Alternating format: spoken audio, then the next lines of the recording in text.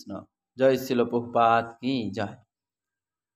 তো যেহেতু শিব চতুর্দশী, তো তাই শিবের কিছু গুণমহিমা।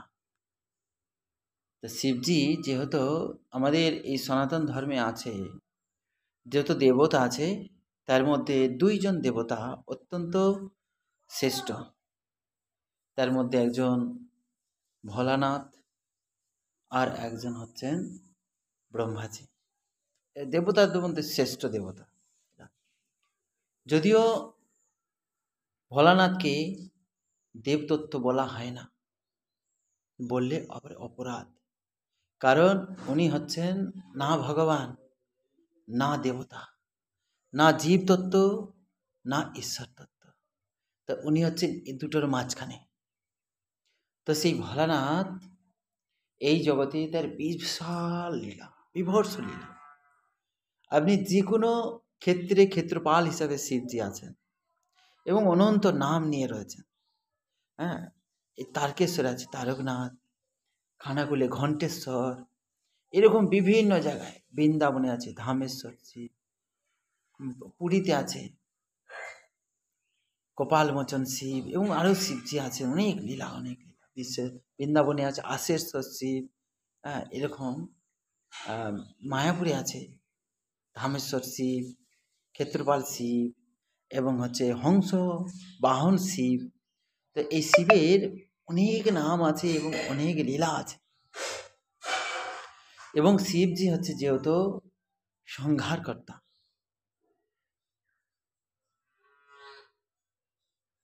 বিষ্ণু হচ্ছেন পালন করে, শিবজি ব্রহ্মা হচ্ছে সৃষ্টি করেন, এবং ভোলানাথ হচ্ছে সংহার করেন, মানে ধ্বংস করেন।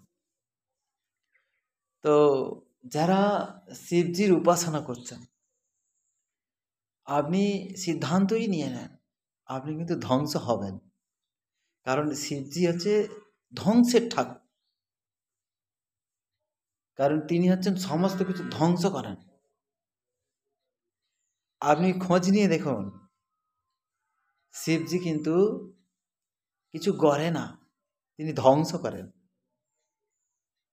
আপনি ভয় পেয়ে যাবেন না যে আমি শিবজির উপাসনা করলাম, তাহলে শিবজি যেহেতু ধ্বংসের ঠাকুর, আমার সব কিছু ধ্বংস হয়ে যাবে। হ্যাঁ, কি ধ্বংস হবে? কাম, ক্রোধ, লোভ, মদ, মাৎসর্য, অহংকার, এগুলো শিবজি আপনার ধ্বংস করবে।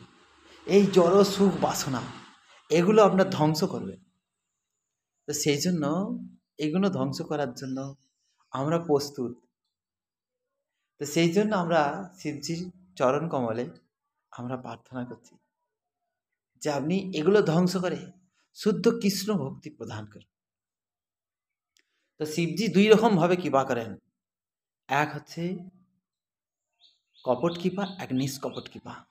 কপট কৃপা মানে হচ্ছে, কপট কৃপা মানে বিরক্ত হয়ে বরদান, এ কপট কৃপা।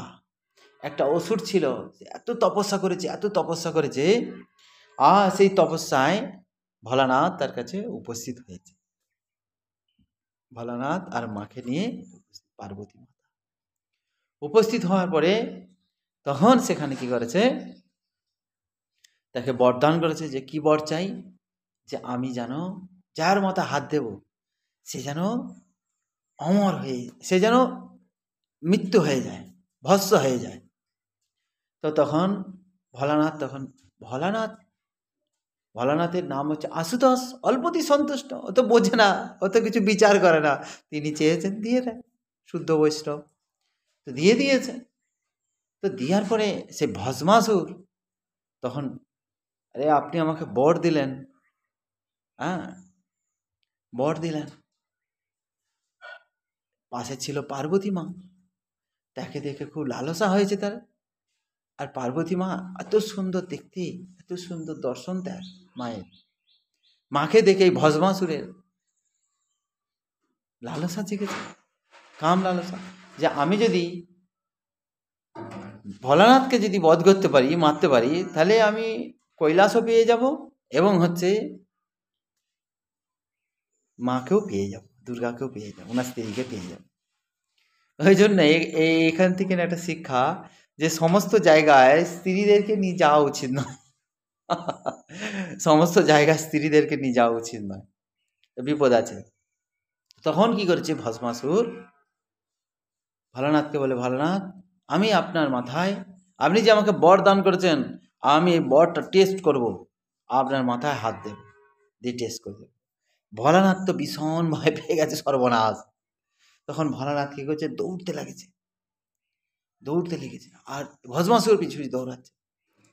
তো রাস্তায় ভগবানকে চিন্তা করতে করতে দৌড়াচ্ছে, হে প্রভু রক্ষা করুন।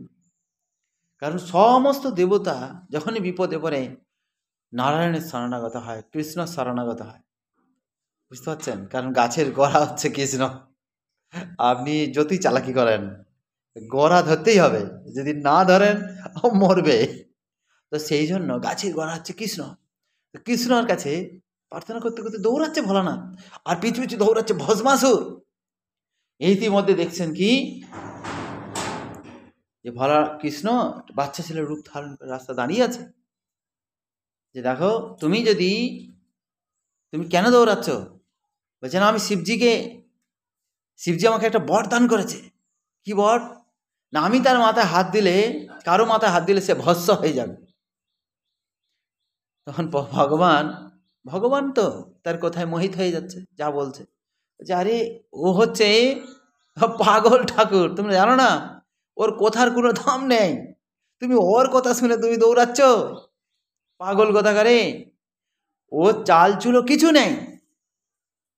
কৃষ্ণ এরম করে বুঝাচ্ছে, আর ওর বরের কোনো দামই নেই, কোনো পাওয়ার নেই। ও যেই দিকে প্রজাপতিদেরকে বরদান করেছিল, তো সেই দিকে ওর বর নষ্ট হয়ে গেছে। তো এইটা দেখার জন্য ওর পিছু পিছু দৌড়াতে হবে, ওর মাথায় হাত দিতে হবে। তোমারও তো মাথা আছে, তুমি হাত দিয়ে দেখো যদি বর ঠিক থাকে। যা এই কথা শুনে, ভগবানের কথা শুনে, যা ভস্মাসুর মাথায় হাত দিয়েছে, সঙ্গে সঙ্গে ভস্ম।